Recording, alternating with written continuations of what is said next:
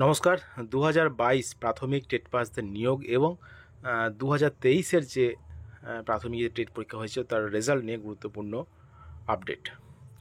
যেটা খবর শোনা গেছে যে প্রাথমিক শিক্ষা পর্ষদ 2023-এর যে টেট পরীক্ষার রেজাল্ট, প্রাইমারি টেট পরীক্ষার যে রেজাল্ট, সেটা কীভাবে বার করবে, অর্থাৎ ওবিসির ব্যাপারটা নিয়ে জানতে চেয়েছেন রাজ্য সরকারের কাছে প্রাথমিক শিক্ষা পর্ষদ জানতে চেয়েছে যে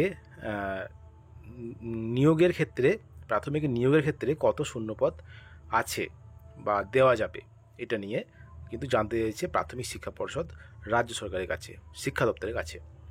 তো রাজ্য সরকার খুব তাড়াতাড়ি হয়তো জবাব দেবে, এর উত্তর দেবে প্রাথমিক শিক্ষা পর্ষদকে যে কীভাবে রেজাল্ট বার করা যায় প্রাথমিক 2023-এর টেট পরীক্ষার, এবং কীভাবে নিয়োগ করা যায়, অর্থাৎ ভ্যাকেন্সি কীভাবে, ভ্যাকেন্সি কত আছে এবং কীভাবে নিয়োগ করা যাবে।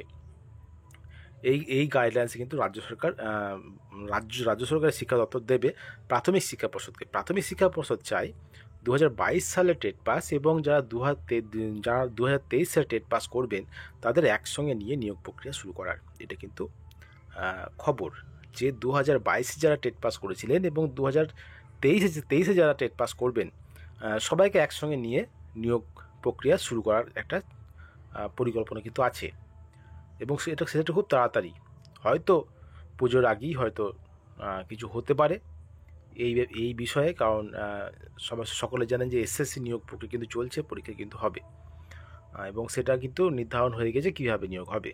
তো সেক্ষেত্রে প্রাথমিক নিয়োগের ক্ষেত্রেও কিন্তু রাজ্য সরকার ঠিক করে দেবে যে কীভাবে নিয়োগ হবে, এবং ওবিসি যে বিষয়টা সেটা নিয়েও কিন্তু একটা গাইডলাইন্স দেবে কীভাবে নিয়োগ করা যাবে। এবং টেট পরীক্ষা হয়েছে 2023 সালে টেট পরীক্ষা ছিল, সেই টেট পরীক্ষার রেজাল্টটা কীভাবে বার করা যায় সেটাও কিন্তু একটা গাইডলাইন্স উল্লেখ করে দেবে, এবং সেই গাইডলাইন্স অনুযায়ী কিন্তু নিয়োগ হবে। যেহেতু মহামান্য সুপ্রিম কোর্ট বলেছে যে রাজ্য সরকার এখন আপাতত নিয়োগ প্রক্রিয়া শুরু করতে পারে বা নিয়োগ প্রক্রিয়া চালাতে পারে, এটা কিন্তু বলেছে। তো সুতরাং আশা আমরা করতেই পারি খুব তাড়াতাড়ি এই বিষয়ে একটা গাইডলাইন্স আসবে, এবং প্রাথমিক শিক্ষা পর্ষদকে শূন্যপদের তালিকা দেওয়া হবে এবং সেই অনুযায়ী কিন্তু নিয়োগ প্রক্রিয়া শুরু করবে, এবং তার আগে কিন্তু 2023-এর টেট পরীক্ষার রেজাল্ট বার করবে। 2023-এর টেট পরীক্ষায় কেমন কি পাস করতে পারে না পারে সেটা আমি পরের ভিডিও বলবো, কিন্তু 2022 যারা টেট পাস করেছে তাদের নিয়োগের ক্ষেত্রে যে বিশাল কিছু পার্থক্য হবে তা হবে না। সেটা তো কীভাবে হবে না সেটাও কিন্তু বলবো পরে।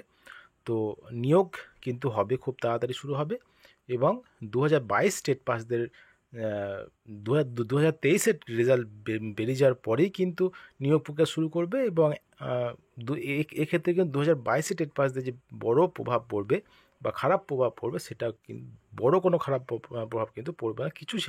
কিছু ক্যান্ডিডেট হয়তো, কয়েক হাজার ক্যান্ডিডেট হয়তো বাড়বে এক্সট্রা, এবং সেটা কত কী হবে সেটা কিন্তু একটা ভিডিওর মাধ্যমে একটা